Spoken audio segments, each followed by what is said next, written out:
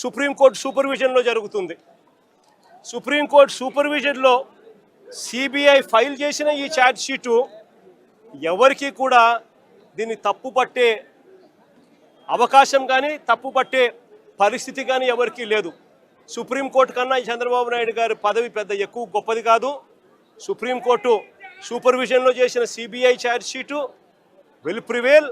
ఈయన వేసుకుంటా ఉన్న వన్ మ్యాన్ కమిషను ఈయన స్వార్థం కోసం, ఈయన సాటిస్ఫాక్షన్ కోసం వాళ్ళు ఏ విధంగా కూడా నిజాలు చెప్పినా కూడా ఆ నిజాలు తప్పు అని చెప్పి ఏకంగా ఈయన వేసుకున్న మనిషితో దాని అబద్ధం ఆయన చెప్పి అబద్ధాన్ని నిజమని చెప్పి చూపించే ప్రయత్నమే చేస్తాడు తప్ప దానికి ఎటువంటి శాంక్టిటీ ఉండదు, ఎటువంటి విలువ ఉండదు.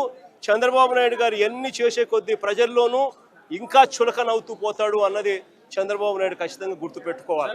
చంద్రబాబు నాయుడు గారిని అడుగుతా ఉన్నా, అయ్యా నీకు అనుకూలంగా నీ ప్రభుత్వంలో నువ్వు సేకరించిన శాంపుళ్ళు నువ్వు ఎన్డీఏలో భాగంగా ఉన్న సిబిఐ వచ్చి ఎంక్వైరీ చేస్తూ ఉంటే ఆ రిపోర్టే నీకు అనుకూలంగా నీకు రానప్పుడు నువ్వు ఏ రకంగా నువ్వు చేసినది కరెక్ట్ అవుతుంది అని చెప్పి నేను చెప్తా ఉన్నా.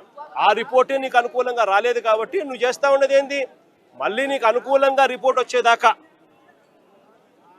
మళ్ళీ నువ్వు వక్ర భాష్యం చెబుతూ మళ్ళీ నీకు నచ్చిన వ్యక్తిని మళ్ళీ వేసుకొని దాంట్లో నుంచి మళ్ళీ ఎంక్వైరీ చేయాలని ప్రయత్నం చేస్తూ ఉన్నాం.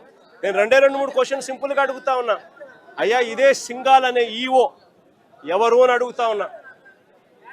ఇదే అనిల్ సింఘాల్ అనే ఈఓ చంద్రబాబు నాయుడు గారు ముఖ్యమంత్రిగా ఉన్నప్పుడే టీటీడీ ఈఓగా పనిచేశాడు, ఈఓగా ఉన్నాడు. మా ప్రభుత్వం అధికారంలోకి వచ్చిన తర్వాత మేము ఆయన కొనసాగించాం. మా ప్రభుత్వ హయాంలో మేము తప్పు చేసినాము అని చెప్పి చంద్రబాబు నాయుడు గారు అనుకుని ఉంటే అది వాస్తవం అని చెప్పి ఆయన నిజంగా కూడా చిత్తశుద్ధితో నమ్మి ఉంటే ఇదే అనిల్ సింఘాల్ను మళ్ళీ చంద్రబాబు నాయుడు గారు ముఖ్యమంత్రి అయిన తర్వాత మళ్ళీ ఈఓగా ఎందుకు తెచ్చినాడు అని అడుగుతా ఉన్నా. దాని అర్థం ఏమిటి? ఆయన చేసే ఆరోపణలలో చిత్తశుద్ధి లేదని చెప్పడానికి ఇది నిదర్శనం కాదని అడుగుతా ఉన్నా. ఇంకొకటి కూడా అడుగుతా ఉన్నా.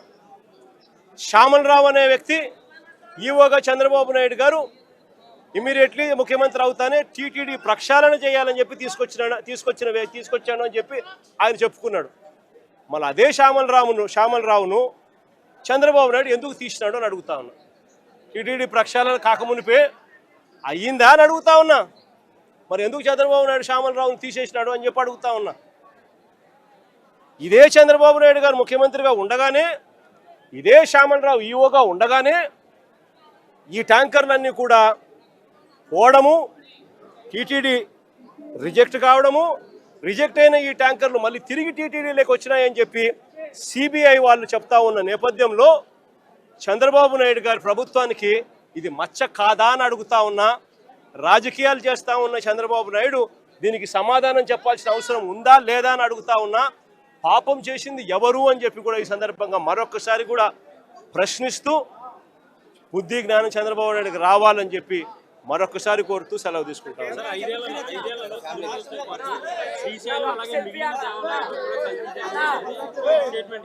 ఆశ్చర్యం ఏమిటో తెలుసా? చంద్రబాబు నాయుడు గారు జోగి రమేష్ మీద పెట్టిన కేసులు ఎన్నో తెలుసా? ఇప్పటి వరకు ఏకంగా 12 కేసులు పెట్టారు. కల్తీ లిక్కర్ ఫ్యాక్టరీని చంద్రబాబు నాయుడు గారు తమ్మలపల్లిలో ఆయన గెలిచిన ఆయన పార్టీ తరఫున కంటెస్ట్ చేసిన క్యాండిడేట్ ఎవడైతే పోటీ చేశాడో ఆ క్యాండిడేట్ కల్తీ లిక్కర్ ఫ్యాక్టరీ పెడితే అది ఎక్సైజ్ డిపార్ట్మెంట్కు ఆయనకు మధ్య లావాదేవీలు కుదరక బయటపడితే ఆ కల్తీ ఫ్యాక్టరీ కేసులో ఆ జయచంద్రారెడ్డిని బుక్ చేసి చంద్రబాబు నాయుడు గారు లెంపలేసుకోవాల్సింది పోయి అది జరగగా జోగి రమేష్ను ఆ కేసులో కూడా తీసుకొచ్చాడు. అసలు చంద్రబాబు నాయుడు గారు రాక్షస యుగంలో, రాక్షస రాజ్యంలో జోగి రమేష్ లాంటోడు కల్తీ లిక్కర్ చేయగలుగుతాడా? దాన్ని మళ్ళా డిస్ట్రిబ్యూషన్ చేసేది ఎక్కడ? చంద్రబాబు నాయుడు గారికి సంబంధించిన ఆయన మనుషులతో నడిచే బెల్ట్ షాపుల ద్వారా దాన్ని అమ్మాల.